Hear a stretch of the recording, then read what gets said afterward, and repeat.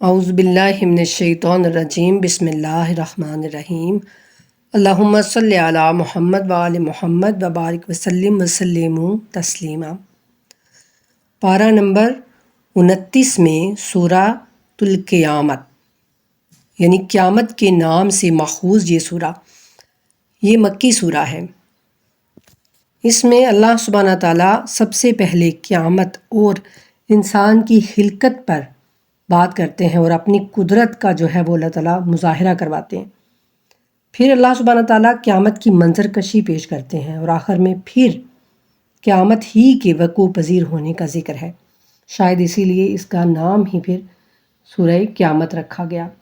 تو آئیے جانتے ہیں کہ اس میں اللہ سبحانہ تعالیٰ ہم سے کیا کہنا چاہتے ہیں۔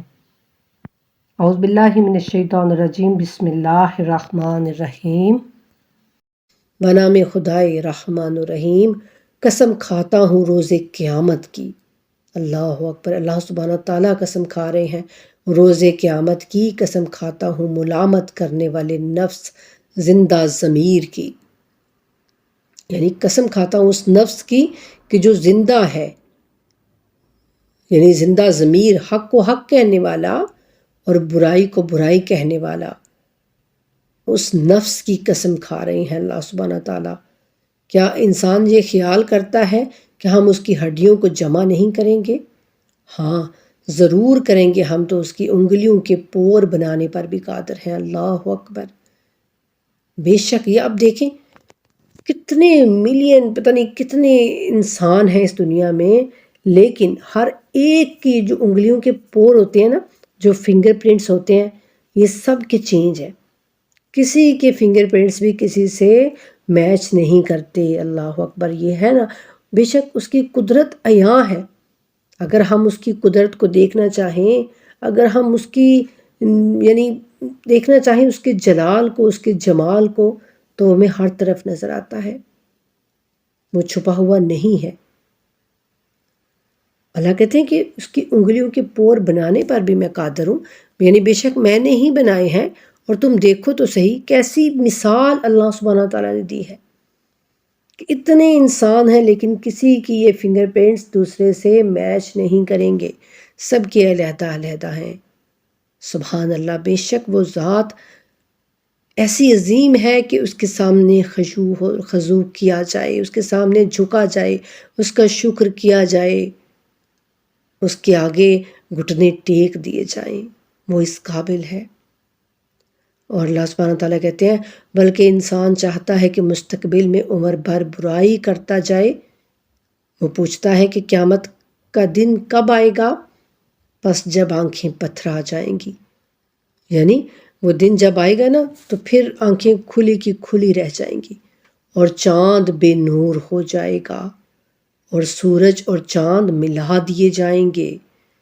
تو انسان اس دن کہے گا بھاگ کر کہاں جاؤں؟ استغفر اللہ، بھاگ کر کہاں جاؤں؟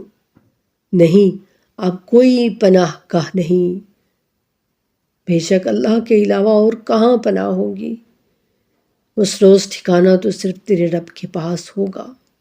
بے شک اس دن انسان کو وہ سب کچھ بتا دیا جائے گا جو وہ آگے بھیج چکا اور پیچھے چھوڑ آیا ہوگا، بلکہ انسان اپنے آپ سے خوب آگاہ ہے۔ بے شک اللہ کہتے ہیں انسان اپنے آپ کو خود جانتا ہے کہ وہ کتنا گنہگار ہے، کتنا خطا کار ہے، کیا کر کے آیا، وہ خود جانتا ہے نا ہر بات کو، ہر چیز کو۔ انسان جتنا خود کو خود جانتا ہے دوسرا اس کو نہیں جان سکتا، اور وہ اپنی معذرتیں پیش کرے گا۔ اے نبی، آپ وحی کو جلدی حفظ کرنے کے لیے اپنی زبان کو حرکت نہ دیں، یعنی پھر وہ قیامت میں اپنی یہ کہے گا کہ یا اللہ یہ نہیں، ایسا نہیں، ایسا ہو گیا تھا، یا اللہ یہ ہو گیا تھا، وہ ہو گیا تھا۔ جیسے اس دنیا میں اگر کوئی اس طرح سے کوئی کام ہو جائے تو ہم کسی کا بتایا ہوا کام نہ کر سکیں ٹائم پر، تو ہم کہتے ہیں معذرت جی، یہ ہو گیا تھا، وہ ہو گیا تھا۔ اس طرح سے اللہ کہتے ہیں وہ بھی وہاں پھر معذرتیں پیش کرے گا۔ اور آگے یہ نبی پاک صلی اللہ علیہ وآلہ وسلم سے فرمایا جا رہا ہے کہ اے نبی، آپ وحی کو جلدی حفظ کرنے کے لیے اپنی زبان کو حرکت نہ دیں، یعنی تھوڑا جلدی نہ کیا کریں، اس کا جمع کرنا اور پڑھوانا یقیناً ہمارے ذمے ہے۔ بس جب ہم اسے پڑھ چکیں تو پھر آپ بھی اسی طرح پڑھا کریں۔ اللہ اکبر، اللہ اکبر۔ ایسا معلم اور ایسا شاگرد، استاد بھی اور شاگرد، دیکھیں ذرا، اللہ سبحانہ تعالیٰ کہہ رہے ہیں پس جب ہم اسے پڑھ چکیں تو پھر آپ بھی اسی طرح پڑھا کریں، ہمارے پیچھے پیچھے رپیٹ کیا کریں، ریوائز کیا کریں۔ اللہ اکبر۔ پھر اس کی وضاحت ہمارے ذمے ہے، پھر ہم آپ کو بتائیں گے کہ اس کی وضاحت، اس کی ڈیٹیلز، اس کی ٹرانسلیشن کیا ہے، وہ سارا کچھ ہمارے ذمے ہے کہ آپ کے دماغ میں وہ ساری باتیں ہم ڈالیں، آپ کو ہم علم عطا کریں۔ کیا یہ انکار اس لیے ہے کہ قیامت ناقابل فہم ہے؟ لوگوں کو اس چیز کا اندازہ نہیں نا کہ قیامت کیسے آئے گی، کیا ہوگا۔ تو اللہ کہتے ہیں کیا اس لیے یہ انکار کرتے ہیں؟ ہرگز نہیں، یہ اس لیے ہے کہ تم دنیا کو پسند کرتے ہو، تم اس لیے نہیں کہ تمہیں پتہ نہیں چل رہا، بلکہ تم دنیا کو پسند کرتے ہو، تم دنیا میں رہنا چاہتے ہو، تمہارا دنیا میں دل لگ گیا ہے اور آخرت کو چھوڑ دیتے ہو۔ ایسا ہی ہے نا، ہم دنیا کے لیے ہزار جتن کریں گے، ہزاروں کام کریں گے دن میں، لیکن ایک نماز ہمارے لیے 2 بار ہو جائے گی۔ اللہ کہتے ہیں آخرت کو چھوڑ دیتے ہو، بہت سے چہرے اس روز شاداب ہوں گے۔ اللہ اکبر، بہت سے چہرے کھلائے کھلتے ہوئے گلاب ہوں گے اور وہ اپنے رب کی رحمت کی طرف دیکھ رہے ہوں گے، اور بہت سے چہرے اس دن بگڑے ہوئے ہوں گے جو گمان کریں گے کہ ان کے ساتھ کمر توڑ معاملہ ہونے والا ہے۔ کیا تم اس دنیا میں ہمیشہ رہو گے؟ ہرگز نہیں۔ جب جان حلق تک پہنچ جائے گی اور کہا جائے گا کون ہے بچانے والا، معالج، آج کون تمہیں اس موت سے بچائے گا؟ کوئی ایسا ڈاکٹر ہے، کوئی ایسا حکیم ہے جو تمہیں موت سے بچا لے؟ تو پھر اور وہ سمجھ جائے گا کہ اس کی جدائی کا لمحہ آ گیا ہے اور پنڈلی سے پنڈلی لپٹ جائے گی۔ اللہ اکبر۔ تو وہ آپ کے رب کی طرف چلنے کا دن ہوگا، بس اس نے نہ تصدیق کی اور نہ نماز پڑھی۔ بار بار اللہ سبحانہ تعالیٰ کہتے ہیں نہ اس نے قرآن کی تصدیق کی، نہ وہ قرآن پر ایمان لایا، نہ اس نے قرآن کو مانا، نہ اس نے قرآن کو پڑھنے کی، جاننے کی کوشش کی، نہ اس پر عمل کرنے کی کوشش کی، اور نہ ہی اس نے نماز پڑھی۔ نماز کے بارے میں اللہ سبحانہ تعالیٰ بہت کہتے ہیں، لیکن ہم اتنا ہی نماز کو کوئی اہمیت ہی نہیں دے رہے، بلکہ تکذیب کی اور روگردانی کی۔ پھر اکڑتا ہوا اپنے گھر والوں کی طرف چل دیا۔